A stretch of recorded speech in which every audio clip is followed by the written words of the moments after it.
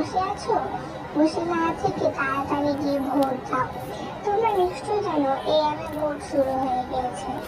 রাত 1:09 পর্যন্ত তার শেষ সময় ও তারিখ। তাড়াতাড়ি গিয়ে ভোট দাও, কারণ খুব বেশি আর সময় নেই।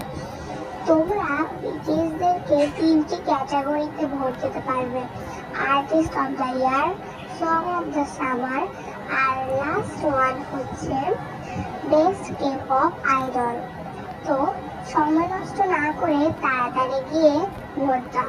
এখানে আমার একটু ভুল হয়েছে, বেস্ট মেল K-pop আইডল। যাই হোক, তোমরা এখনই গিয়ে ভোট দাও, কারণ প্রত্যেকদিন তোমরা একটা ক্যাটাগরিতে 30টা করে ভোট দিতে পারবে। তোমরা যদি প্রত্যেকদিন ভোট দাও তাহলে কিন্তু BTS অনেক এগিয়ে যাবে, তারা প্রচুর পরিমাণে ভোট পাবে।